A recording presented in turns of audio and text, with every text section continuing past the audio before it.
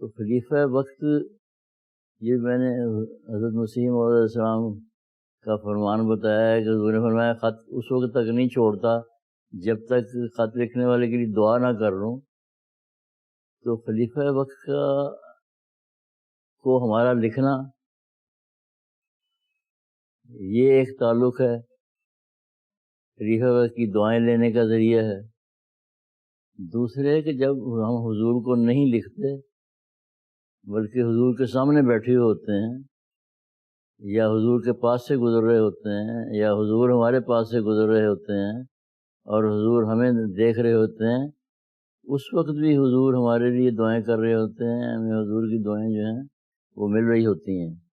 تو خلیفہ وقت جو ہے ان کے ساتھ تعلق خواہ خط و کتابت کا ہو، خواہ ان کی مجلس میں بیٹھنے کا ہو، خواہ ان کا خطبہ سننے کا ہو، خواہ ان کو دیکھنے کا تعلق ہو یا ان کا آپ کو دیکھنے کا تعلق ہو، یہ سب ہمارے لیے بابرکت ہیں اور خیر کا موجب ہیں.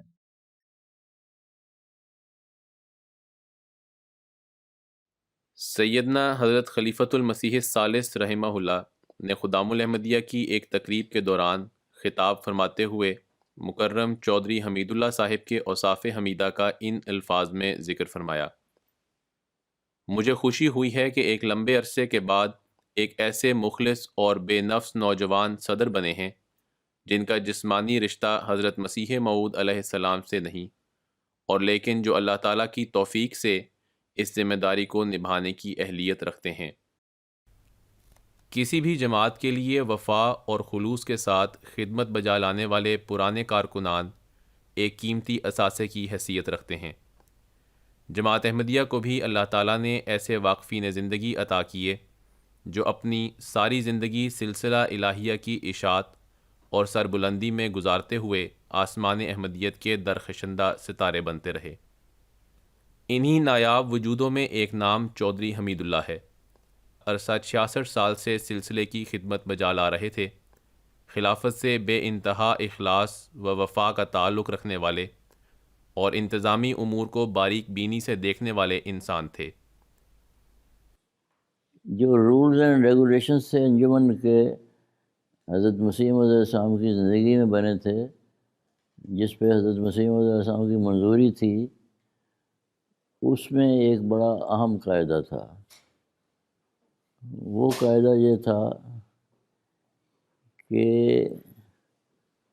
صدر انجمن احمدیہ کے تمام معاملات کے بارے میں حضرت مسیح موعود علیہ السلام کا حکم قطعی اور ناطق ہوگا. In all matters pertaining to Sadr Anjuman Ahmadiyya, the decision of the Promised Messiah alayhi salam shall be absolute and final. تو اس قاعدے کی روشنی میں آگے جماعت میں اب یہ قاعدہ بنا ہوا ہے کہ خلیفۃ المسیح کا حکم قطعی اور ناطق اور فائنل ہے تمام جماعتی معاملات میں. آپ نے بطور لیکچرار ریاضی تعلیم الاسلام ہائی اسکول، ناظر دارالضیافت، افسر جلسہ سالانہ، صدر مجلس خدام الاحمدیہ مرکزیہ، صدر مجلس انصار اللہ پاکستان، وکیل اعلیٰ و صدر مجلس تحریک جدید انجمن احمدیہ کے علاوہ دیگر اہم جماعتی منصبوں پر خدمت کی توفیق پائی. آپ گزشتہ 38 سال سے وکیل اعلیٰ تحریک جدید انجمن احمدیہ پاکستان کے طور پر خدمت کی توفیق پا رہے تھے. بعض دفعہ نصیحت کی بھی ضرورت نہیں ہوتی، عمل خاموشی سے نصیحت کر رہا ہوتا ہے. تو جو تعلیم ہے اسلام کی، حضرت مسیح موعود علیہ السلام کی، اس کی طرف تو جو بھی لائیں لیکن خود عمل کریں، تاکہ بہت سے لوگ سن کر، بہت سے لوگ آپ کا عملی نمونہ دیکھ کر ہدایت پائیں. آپ کے والد محترم بابو محمد بخش حضرت مسیح موعود علیہ السلام کی کتب کے مطالعہ کے بعد ایک خواب کے ذریعے حضرت خلیفۃ المسیح الثانی نور اللہ مرکزہ کے ہاتھ پر 1929 میں بیعت کر کے احمدیت میں شامل ہوئے۔ مخالفانہ حالات کی وجہ سے آپ کا گھرانہ 1932 میں قادیان منتقل ہو گیا۔ آپ کی پیدائش 4 مارچ 1934 کو قادیان میں ہوئی۔ جہاں تک میری ذات کا تعلق ہے، میری پیدائش قادیان میں ہوئی۔ قادیان ایک چھوٹا شہر تھا، اور جہاں حضرت خلیفۃ المسیح ثانی رضی اللہ تعالیٰ تشریف لے جاتے تھے، ہم بچے جو ہیں وہ پہنچ جاتے تھے۔ اور اگر بچپن کی وجہ سے باتوں کی سمجھ میں نہیں آتی تھی، کم سے کم حضور کو دیکھنے کا موقع ملتا تھا، یا حضور کو ہمیں دیکھنے کا موقع ملتا تھا، یا مصافحہ کرنے کا موقع ملتا تھا۔ آپ نے تعلیم الاسلام اسکول قادیان سے ابتدائی تعلیم حاصل کی۔ قادیان میں جو اسکول تھا وہ ہمارے گھر کے سامنے تھا، سڑک پار کرو تو آگے اسکول تھا۔ تو اسکول میں داخل ہوا، میرے خیال 5 سال کی عمر تھی۔ جن استاد نے داخل کیا ان کا نام بشیر احمد صاحب وینس مرحوم ہے۔ تقسیم ملک کے بعد وہ آباد ہو گئے تھے شد مردان میں، تو ان سے تعلیم حاصل کی۔ پھر ماسٹر محمد بخش صاحب سولنگی وہ بھی رفیق تھے۔ پھر ماسٹر حسن محمد صاحب مرحوم سے تعلیم حاصل کی، ماسٹر چراغ محمد صاحب سے تعلیم حاصل کی، یہ بھی رفیق تھے حضرت مسیح علیہ السلام کے۔ بہرحال قادیان میں تعلیم حاصل کرنے کا موقع ملا 8ویں تک۔ 1946 میں آپ نے حضرت مصلح موعود رضی اللہ عنہ کی تحریک پر اپنی زندگی کو اللہ کی راہ میں وقف کر دیا۔ حضور سے ملاقات کا ایک موقع اس طرح میسر آیا کہ اس زمانے میں مدرسہ احمدیہ میں داخلہ 8ویں جماعت کے بعد ہوتا تھا۔ 1947 میں نے 8ویں جماعت پاس کر لی، تو میری والدہ صاحبہ مجھے لے کر تو حضرت ام وسیم مرحومہ کے گھر لے گئیں، اور ان سے گزارش کی کہ اس نے مڈل پاس کر لی ہے، اور اس وقت مدرسہ احمدیہ داخلہ 8ویں کے پاس ہوتا تھا، تو حضرت صاحب سے یہ پوچھنا ہے کہ آیا اس کو مدرسہ احمدیہ میں داخل کریں یا اسکول میں اپنی تعلیم جاری رکھے۔ تو انہوں نے فرمایا کہ حضور مغرب کی نماز کا وقت ہونے والا ہے، حضور نے میرے گھر سے ہی گزر کے مسجد میں جانا ہے، تو آپ تشریف لائیں جب حضور تو پوچھ لیں۔ کہتے ہیں حضور تشریف لائے وہاں، حضور نے پگڑی کوٹ اتاری، وضو کیا، تولیہ سے خشک کیا، پھر پگڑی کوٹ پہنے، تو پھر میری والدہ صاحبہ نے مجھے حضور کی خدمت میں پیش کیا کہ اس کے 8ویں کر لیے تو آگے کیا کریں، اسکول میں جائے یا مدرسہ احمدیہ میں جائے۔ تو حضور نے فرمایا کہ اسکول میں تعلیم جو ہے وہ جاری رکھے۔ ربوہ آ کر سلسلہ تعلیم مزید جاری رکھا اور پنجاب یونیورسٹی لاہور سے ایم اے ریاضی مکمل کیا۔ آپ کو ڈاکٹر عبدالسلام جیسے عظیم ریاضی دان سے شرف تلمذ کا بھی موقع ملا۔ 1955 سے 1974 تک کے درمیانی عرصے میں لیکچرار ریاضی کی حیثیت سے تعلیم الاسلام کالج میں طلباء کو زیور تعلیم سے آراستہ کیا۔ آپ کی شخصیت علم اور انتظامی امور میں مہارت سے آراستہ تھی۔ یہی وجہ ہے کہ آپ کو 1982 سے تاحال بطور وکیل اعلیٰ تحریک جدید خدمات کی توفیق ملتی رہی۔ خلافت سے محبت آپ کی شخصیت کا خاص وصف تھا۔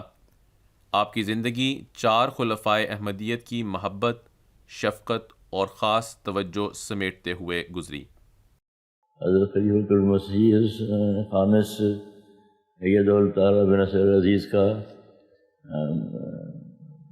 روز اول سے میرے ساتھ بڑا شفقت کا، محبت کا، احترام کا سلوک ہے۔ ایک اور چھوٹی سی شفقت، چھوٹی تو نہیں بڑی شفقت ہے، میں لندن گیا ہوا تھا تو حضور سے ملاقات کا وقت گیا، تو لیا تو جو باتیں پوچھنی تھی وہ پوچھ لیں. تو حضور نے اپنی دراز میں سے حضرت مسیح موعود علیہ السلام کی کنگھی جو ہے، جو حضور استعمال فرماتے تھے بالوں کے لیے، وہ مجھے نکال کے میرے ہاتھ میں دی. تو بہت بڑا تبرک تھا، اس کو دیکھنے کا موقع ملا، ہاتھ سے پکڑنے کا موقع ملا. یہ بھی ایک بہت بڑی شفقت ہے جو کم لوگوں کو ملتی ہے. میں وہاں موجود تھا، حضور کو خیال آیا ہوگا کہ اس کو حضرت مسیح موعود علیہ السلام کی کنگھی جو ہے وہ دکھا دیں. آپ کو زندگی میں ملنے والی سعادتوں میں سے سب سے بڑی سعادت مجلس انتخاب خلافت کا صدر ہونے کی صورت میں ملی. 99 میں مرزا خورشید احمد سے مرحوم اور خاکسار لندن گئے تھے حضور کی طبیعت کا حال پوچھنے کے لیے. کچھ ہمیں تھوڑی سی الجھن بھی تھی کہ حضور یہ نے پوچھے بغیر ایسے کہاں گئے ہو. یہ حضور نے پوچھا بلکہ اپنی بیماری کا حال وغیرہ بتایا. جب یہ قواعد بہت سی کارروائی تھی ان کی، پہلے ڈرافٹنگ تھی، پھر جہاں ایک شورا ربے میں مقرر کرنی تھی، پھر اس شورا نے قواعد کو دیکھا، اس نے سب کو ریکمینڈ کیا، پھر حضرت صاحب نے اوکے کیا، پھر یہاں آیا کہ انجمن میں بطور ریزولوشن ریکارڈ ہو. تو جب ہم واپس آنے لگے تو حضور نے ایک بات فرمائی کہ الہی تقدیر آپ کو لے کے آئی ہے. دوسرے جب ہم گئے تو قواعد زیر غور تھے، تو حضور نے فرمایا کہ اللہ تعالیٰ نے مجھے بتایا ہے کہ ابھی کچھ وقت باقی ہے. 99 میں حضور نے بتایا کہ اللہ تعالیٰ نے مجھے بتایا کہ ابھی کچھ وقت باقی ہے. حضور کی وفات اس کے 4 سال بعد ہوئی. واقفین زندگی سے آپ کا ایک خاص تعلق تھا. انہیں گاہے بگاہے ان کی ذمہ داریوں سے آگاہ فرمایا کرتے تھے. ہمیشہ خلافت احمدیہ سے محبت، اخلاص، وفاداری اور خلیفہ وقت کے ہر حکم پر من و عن سر جھکانے کا درس دیا کرتے تھے. حج کے دن بنیاد رکھی گئی مسجد مبارک کی، اور ابراہیمی دعائیں بیت اللہ کی تعمیر کے بعد جو حضرت ابراہیم علیہ السلام نے کی تھی ان کو بار بار دہرایا گیا اور دہرانے کی تاکید کی گئی. بنیاد کس ترتیب سے رکھی گئی وہ آپ کو ذہن نشین کروانا چاہتا ہوں. یہ ترتیب جو ہے یہ خلیفہ المسیح ثانی رضی اللہ تعالیٰ عنہ نے خود مقرر کروائی. بنیاد میں حضور کھڑے ہوئے، اس کے بعد لائن جو تھی وہ بنیاد رکھنے میں شریک ہونے والی ہوئی تھی.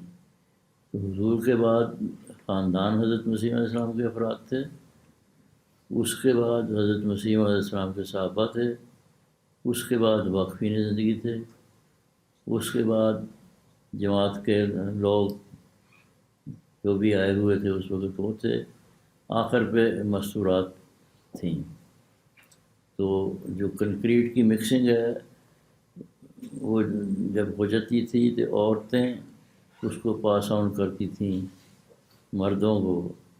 تو جو جماعتوں کے افراد تھے ان کے پاس وہ مکسچر آتی تھی تگاری میں، اس کے بعد واقفین زندگی کے پاس آتی تھی، اس کے بعد صحابہ کے پاس آتی تھی، اس کے بعد خاندان حضرت مسیح علیہ السلام کے افراد کے پاس تھی. وہ پھر آگے حضرت صاحب کو دیتے تھے، وہ بنیاد میں ڈالتے تھے. اس میں جو بات میں آپ کے پوائنٹ آؤٹ کرنا چاہتا ہوں وہ یہ ہے کہ حضور نے واقفین کو صحابہ کے بعد کھڑا کیا. تو واقفین کا جو مقام ہے وہ ان کو بتایا کہ ساری جماعت جو ہے وہ ادھر پیچھے کھڑی ہے، تم صحابہ کے قائم مقام ہو، اس کو یاد رکھنا ہے. آپ ایک نفیس طبیعت، شریف النفس ہستی، خاموش طبع لیکن نہایت محنت اور جاں فشانی اور باریک بینی سے مفوضہ امور بجا لانے والے واقف زندگی تھے. اللہم نور مرقدہ وادخلہ فی اعلیٰ علیین.